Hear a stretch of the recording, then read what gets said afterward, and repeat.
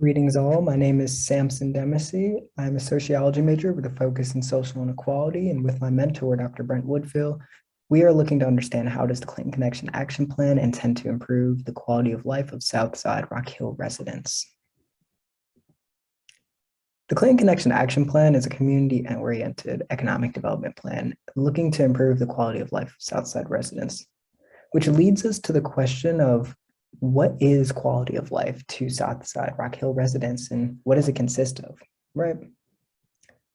And so through looking over literature and spending time with community members, stakeholders, and officials, we concluded that these factors, including income, wealth, food security, physiological security, employment, mental health, physical health, leisure time, sense of community, mobility, and overall satisfaction, should be considered when discussing quality of life.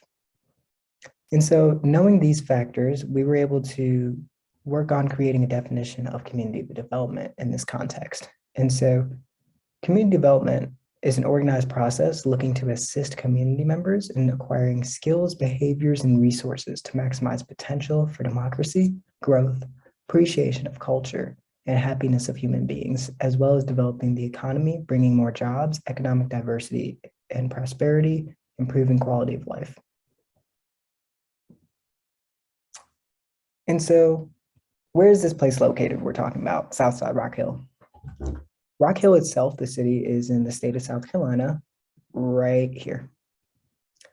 And Southside is a 1.8 mile polygon in Rock Hill in the South End, and the population is about 4,727 people, with about 3,503 being adults. Racially, 87% of the population is Black, and 10% is white, with no other racial populations being over 2%, despite there being a 2.4 rate for Hispanic origin.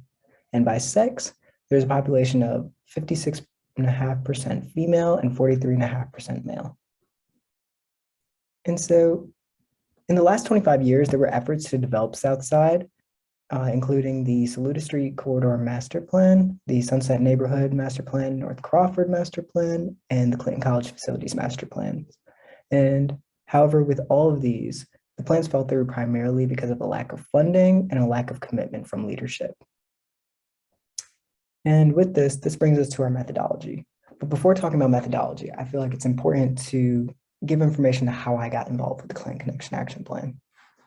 And so through the Winthrop University's chapter of the NAACP, I was working an event in fall 2021 in my committee concerning voting rights and a mayoral reform.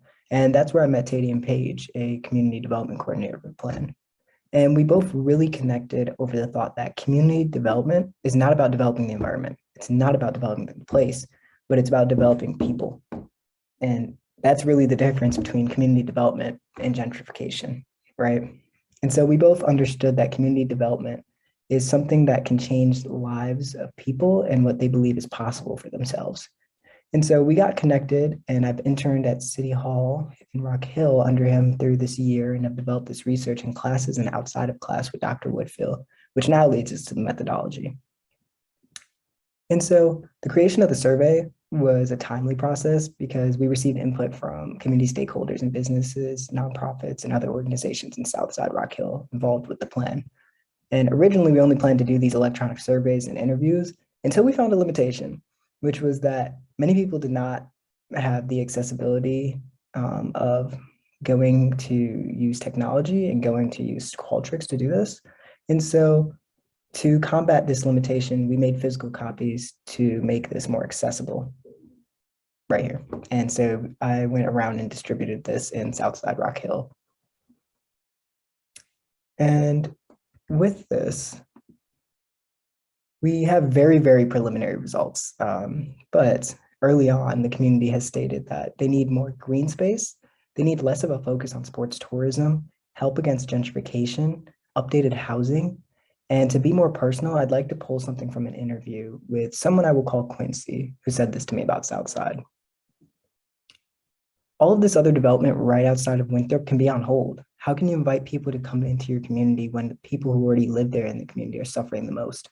allotting money to undeveloped communities that are already here would be the greatest gift that the city of Rock Hill could give. But we are so stuck on being a tourist-based city. And in another interview with someone I will call Ronald, he said this concerning green space. As long as people are suffering, they don't have to suffer with the ridiculous heat when there are possible solutions. And with that, the community also has expressed that they need more jobs and places to work, a space for events, children, and community, and a grocery store. And so on the right, I have a chart from the survey, which lines up with the responses on the interviews, showing that 60% of the community has trouble accessing affordable food and difficulties with their workplace. And 40% have difficulties dealing with and finding safe exercise and entertainment spaces and having culinary knowledge. All of these negatively affect the community's well-being and health. And so to further upon the quantitative statistics, I want to touch on something that Joanna, I will say, mentioned in the interview, which was that you can rent out a park and have a nice cookout at Manchester Tier Park. And I think that's just kind of like, okay, you take your money that you have when you go to that, and we don't have anything. So, a lot of people complain about that. Touching on the need for a community space for events and youth. And so with this data, this leads us to the Clinton Connection Action Plan and its priority projects, which provide a way of going about these problems. And so the Mixed Income and Housing Initiative with green infrastructure is focused on addressing the needs of improving housing and giving more green space to the area. And the Neighborhood Farmers Market and Grocery Initiative will finally give an affordable grocery store to Southside, as well as some restaurants in that same area. Carroll Park is envisioned to be a new community space amplifying Southside pride and culture with a new trail and renovations. Emmett Scott will continue to honor Southside history and be the staple that it is, with more activities and programs for children and youth in developing careers and lives. And the focus on strengthening connections between Saluda Corridor and Knowledge Park will help bring in more jobs for people and more economic diversity for Southside. While the Bell Incubator will help people get jobs and leadership experience and overall career development through the support of workforce development as well. The Clayton College, which is a HBCU in the area, will be updated to be competitive nationally in the arts, athletics, and educationally, promoting higher education and leadership. And lastly, the McGirr Auditorium will be renovated for the community to hold art-related events and galleries, as well as other gatherings too for the community.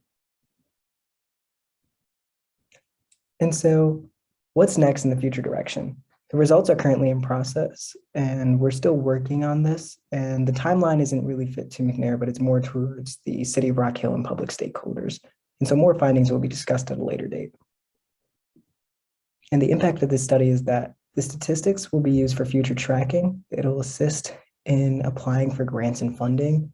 It listens and doesn't overlook the community, which was a problem in past. It identifies problems recognized by the community and spreads awareness of this initiative to community members. These are my selected references and my acknowledgements. And if you have any questions, comments, or concerns, you may find me by email at demissie2@winthrop.edu. And I appreciate you taking the time to listen to my presentation. Thanks.